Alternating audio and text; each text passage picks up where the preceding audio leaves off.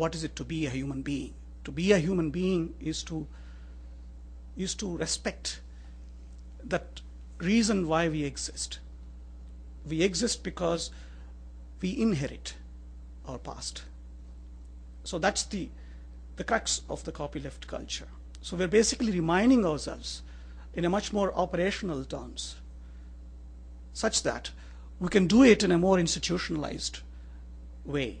So copyleft, in that sense, therefore, is a very simple idea.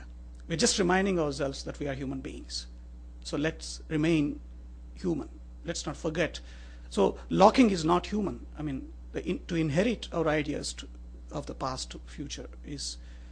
So once we realize this, now we suddenly see the reason why a simple idea like this started influencing the society is because of this very reason. So it's a very disruptive idea. And that's the reason why you see that FOSS doesn't just influence software. It influences every department of life. So, and its disruptive character is already clear. I mean, people, though began with software, we have seen the emergence of Wikipedia. So, knowledge aspect of the thing, and then the emergence of Creative Commons, which is again is based on exactly the same principle. And then there are also other interesting means in which it is promoting. Find simple solutions to complex problems, and that is what I call the art of hacking. So the art of hacking essentially is precisely that. I mean, of course, don't be alarmed, because the common meaning that you associate with the art of hacking the hacking is not that. So let me just contrast these two cultures. On one side, cracking is criminal, but hacking is essentially is an art of the possible, to find a creative solution and a constructive solution to a complex problem. And that's precisely what Richard, for example, did in the area of this intervention that we're talking about, which made the FOSS movement possible. So from that point of view, I look at what is happening in our eyes, a turning point in the history. So my understanding as a philosopher of ideas is that after a few decades and a few centuries, when people write history, they would make a note of this turning point as that which changed the society, not just software. It transforms other areas as well. And we have already seen that it is changing other departments. It's also transforming science. For example, everything that happens in science is not green as we see it. And therefore, people are already seeing a lot of changes that are going to have in the peer reviewing system of within science itself. So, the journal publication mechanisms are transforming. Now we see open access journals coming up. And that's also because of the very fact that the same principles on which the free software movement started is also getting influenced. So what is actually happening is the process of production of almost every department of our life is getting affected because of this. So in a sense, therefore, you would see a lot of change in health, in education, and also in the way how other technologies are being produced and manufactured. So this is possibly what is going to happen in the sense of the process is going to become more and more transparent. And of course, the transparency will not be there unless we keep asserting the freedom at every stage, because that's of course the bottom line. And particularly because I'm an educationist, and I've been working in the area of what free software can do to education. And in fact, it's already doing in a very important sense.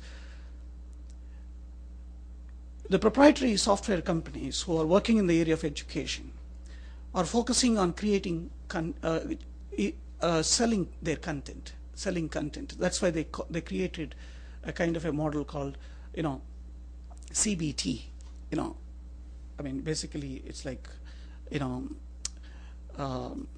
computer-based tutorials, and then management systems and learning management systems and things like that. But of course, Moodle is also one of the free software applications which are also in the same area. But my prediction is that we're going to change from content delivery to content creation. In fact, if you look at Sugar platform, which is the Sugar platform, which is part of the One Laptop Per Child, which is now, of course, also available. You can actually use it on any of the GNU Linux operating systems.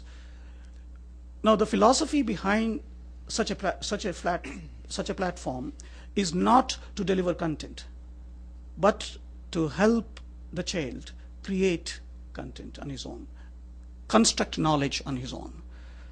And that is one of the important contributions that the free software platforms have created. So they give you the enabling forces, such as, for example, collaboration. So the collaborating platform, once it is given, okay, the people know what to do with it. So the people will construct what they want to construct. So it's the platforms that are going to become the pillars of future society. So collaborative platforms like Sugar platform, the Wikipedias, or of course the various other kinds of communication tools that we have created, whether it is microblogging tools or the blogging tools or the various kinds of models in which the news is created and constructed. So it's the people who are going to construct. So that's where I see the enormous amount of change. So in that sense, instead of viewing people as customers, okay, free software considers people not as customers but as users. And users also are participants of the very process, in the sense that they actually form very integral part of that entire thing. And in that sense, okay, there is nothing like somebody gives and there is somebody who is receiving. Whereas we're trying to create a kind of an ecosystem, a complex ecosystem where everybody has a role to play.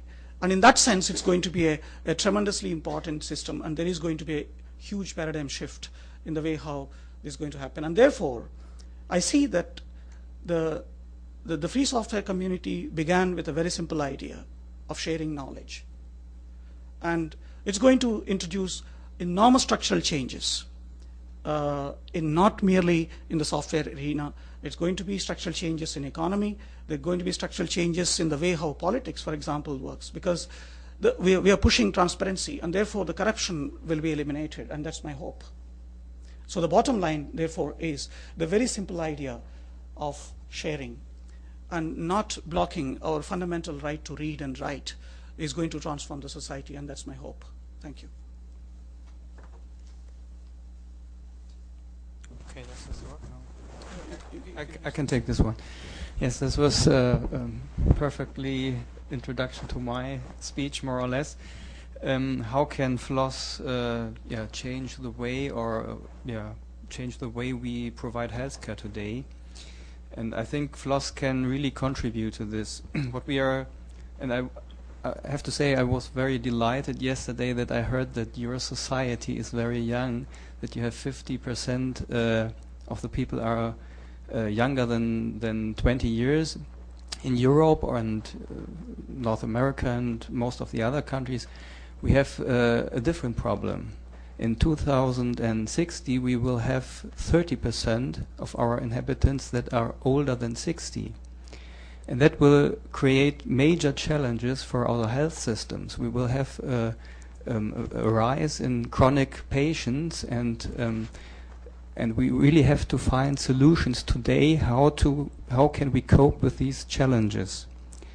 And we also see in the healthcare area a paradigm change in that way that in the past or today, healthcare is more or less from the IT perspective provided in an administration or provider-centric way. And what we are seeing is, or what we would like to see is that healthcare is provided in a patient-centric way. And everything is trying to move in this way, and it's really a paradigm change.